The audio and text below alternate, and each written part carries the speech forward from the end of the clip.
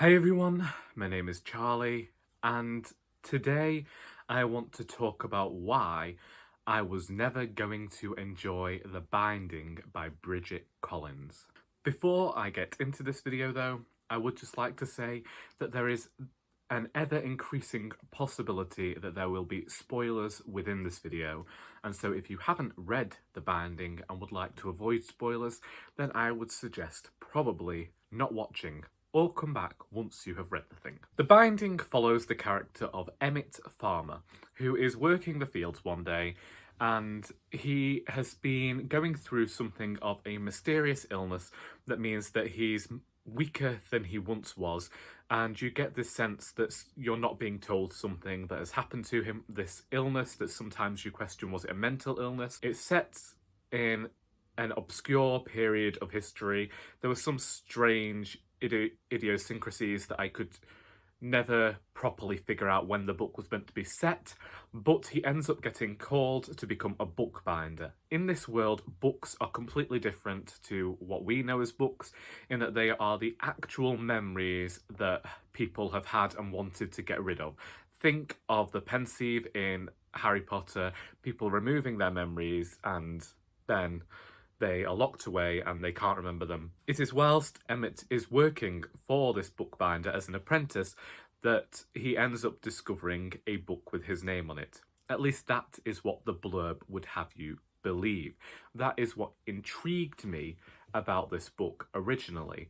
This book has had its praises sung by many people on this platform. Many reviewers have loved it. Authors I respect have adored this book. And I was never going to be a person to enjoy The Binding. And that is for a very specific reason. I don't like memory loss plots. I have mentioned it before in a video where I'm talking about tropes that I dislike. And one thing that I have never liked in any sort of television show, in any form of media, is memory loss plots. It's one of the reasons I stopped reading the Edge Chronicles as a child. In terms of book series, I always felt that it was a way for the writers to reset a story and show what could have happened had something been done a different way. I always felt like it was trying to retcon something or just add something interesting to the narrative. And I have never liked memory loss stories, amnesia storylines, and the entirety of this book is based around the idea that our main character is missing a memory and part of himself that makes him whole. I found the book incredibly predictable. Every time someone would be introduced, then I knew exactly what was going to happen with that character. Certain characters behaved in ways that those characters would be expected to behave in other books. I felt it was a very cookie-cutter rendition of many different classic gothic tales we've seen in the past, just with a gay love story in there. I didn't care for it. I feel as though had you removed the magic from this book, then we'd still have a story, but it's just that that story is a story that's been done before, so we add in this extra element of the bookbinding and the book magic in order to craft something new. But because we never fully explore the world of this magic and we never properly know anything about this magic, then it is just another love story with the added dimension that both of the people who had been within this relationship have forgotten that the other exists. Once more, I did not care for the characters. It does have something of the enemies to lovers trope that a lot of people are fond of nowadays. This aspect of it felt very much like a Mills and Boon book for me.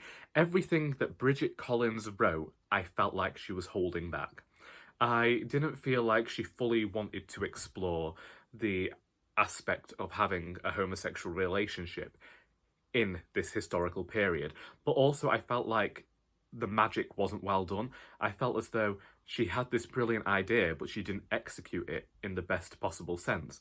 And so I felt like I only got a very surface level idea of what the magic actually was. I don't need to know a magic system every time, but considering how slow the first part of this book was, and I never got any idea of how the magic was working at all, I was a bit disappointed to then have the next two parts of the book dedicated to a romance that happened historically and to this, now the story then moving back to the modern day, but from the perspective of a different character. I did not find this book as wholly immersive as other people did.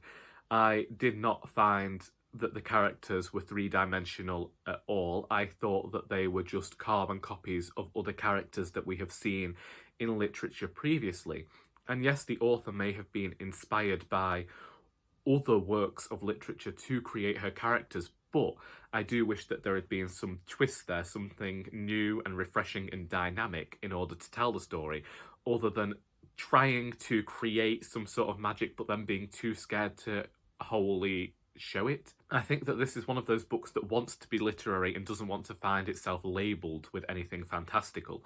And so it kind of sits in the middle of these two genres without fully reaching any of its goals. Sure, the writing can be descriptive, and for the most part, you can read this book rather quickly, but at the end of the day, it's not going to be a book that I'd ever want to revisit, simply because it feels like there is nothing more to find from this book.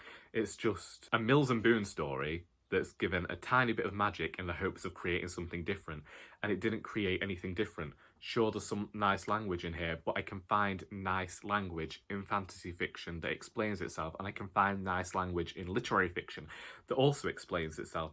And I just, at the end of the day, don't enjoy this. I don't enjoy the characters, I don't enjoy the plot, because I just feel like the plot device of this magic was only added in because otherwise we had a very stereotypical story. It's disappointing that I'm not a fan because I'd expected a lot more from this book, because so many people whose opinions I respect also adored the book. In my eyes, it did too much wrong. At the end of the day, just was not this enjoyable experience for me because I kept seeing places that this book could have been improved.